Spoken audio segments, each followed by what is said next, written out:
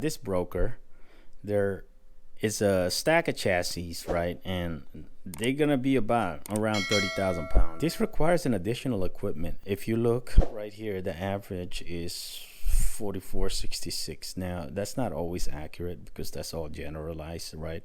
But you need still need binders and change binders and straps to secure the load. That means you'll have to climb in there and secure the load. And if you've never done flatbed before, that's gonna be a little bit of a challenge. I told him, yes, I want that load. LaPorte, Texas to Carson, California. Chains and binders and strap required. Okay. The rate he said is 3,300. You see how they posted it? They posted it several times on the load board, and they're not. That means they're not getting any bites. Nobody's biting, and that's good for us because that means they're gonna eventually come back. And I guess he did not like my offer of 4,600. So let's do the calculation here. It's about 1550 miles. So 3,300 divided by 1550. $2.12 to the mile he's offering. No way. Look at that. They're offering that for 1,500. Look, 2,300 on the average on the van. So, and that weighs 38,000. That's insane. It's insane people would haul that crap out of here for that much, but hey, who am I to talk? If using a reefer, make sure reefer height is 103 inside. Okay, now you see 2,800, but I know TQL is not gonna give you that for 28. But look at that average there, 2,800. That's pretty decent. Let's see, Salt Lake City, Utah, here we go. And 4,300. Look at that. But it's 40,000 pounds. Let's see. Bakersfield. Here we go. XPO Logistics. 2,900. So with that balances it out, right? For you to strap it and chain it and have the equipment for it, because this is a power only load. The only thing it requires is a trailer interchange in your insurance. That's it. And that's 3,300. I feel like it's way too low for that. I mean, at least he could counter offer for like 36, and then we might have met at like 44,000, 41, 42, something like that. But we're not taking that load for less than 4,000. All right, leaving the hotel. So I took a 34-hour reset and checked into the hotel. It's not bad, $60 a night. I thought it'd be a little bit lower than that, but $60 a night, and it's fairly quiet. Park your rig here. I mean, I'm only bobtailing. They should be able to let me park pretty much in any hotel.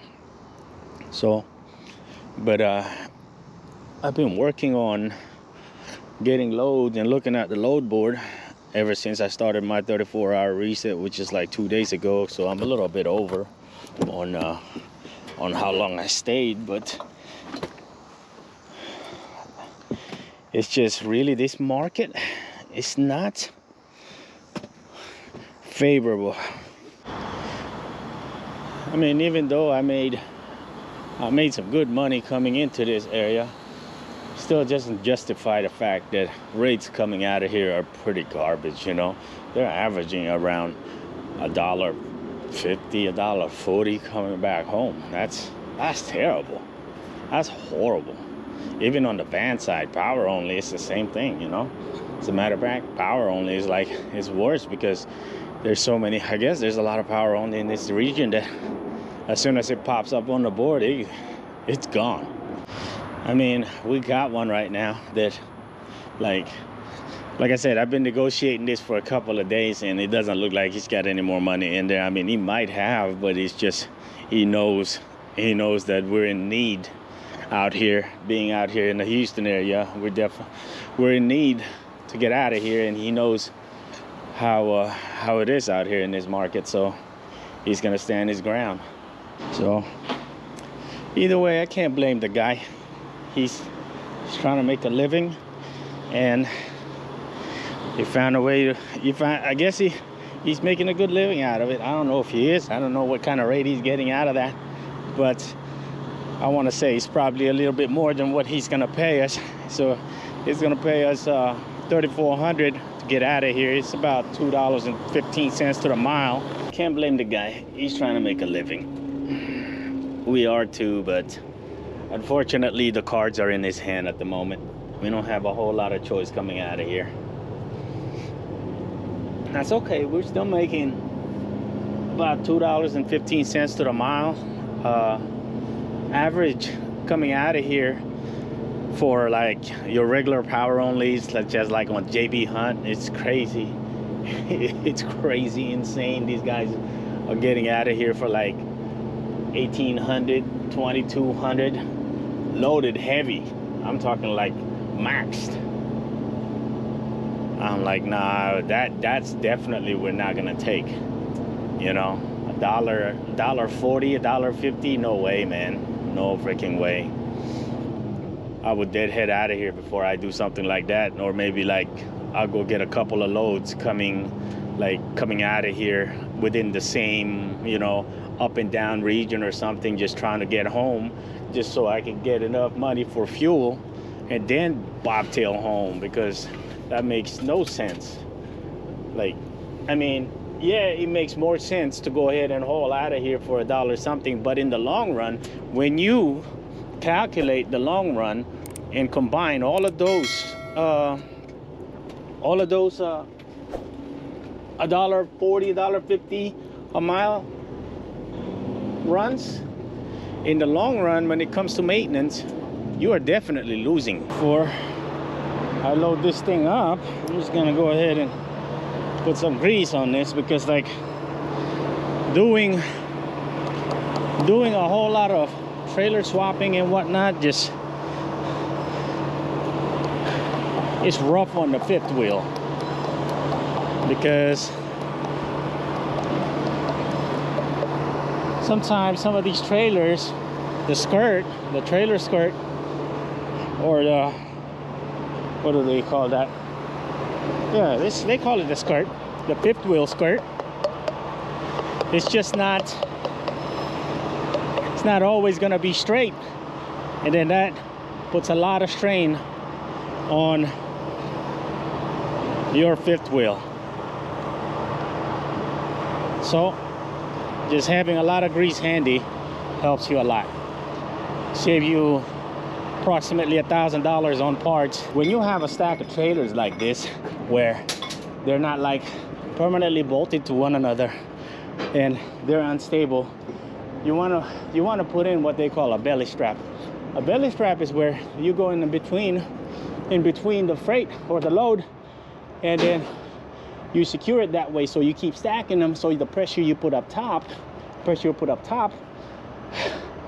is not what do you call it? So you put pressure on that one, and then you put pressure on the top one, and then it compresses the whole load properly, you know. So, but anyway, so throwing these straps, so you want to roll it just like that, and then you want to have a little bit of space.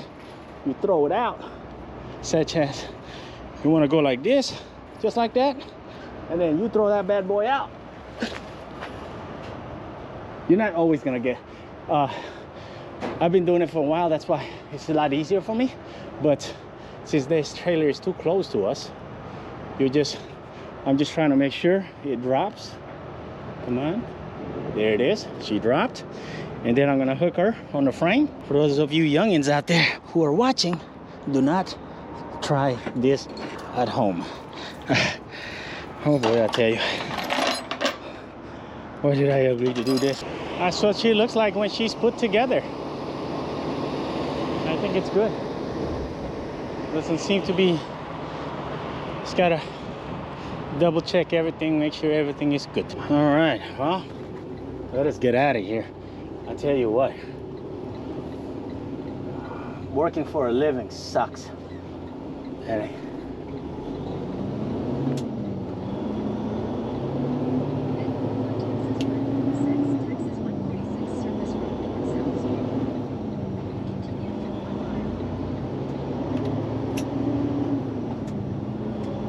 Now let me cut in here and just talk about what had happened and what my reasoning was as far as me taking that rate. So basically, I factored in several things on why I took that rate. Number one is time. Time. I've been there 2.5 days. Oh, actually, almost 2 days. I was there almost 2 days and looking at the load board at every moment I was awake. And as far as I could tell, there's not a whole lot of loads of power only loads that were coming out of Houston. Therefore, it's going to be a little tough trying to get out of there with a decent rate. And most of the things that I've seen throughout the couple days that I was at the hotel was 1,800, 2,200 on average. And that's on the van side. On the power only side, there wasn't a lot of loads coming out of Houston. So I took the 3,400 instead of coming to like 4,042. I was thinking 4,200 coming out of there, but that's almost impossible. And if you factor in the difference of 3,400 to 4,200, which is $800, now your time. Now, would I be able to eventually find one that is a 4,200 coming out of there? Probably. Now, would that be within the next hour or two? Unlikely. Would I have to wait for the weekend? Probably. Usually on the weekend rates get better.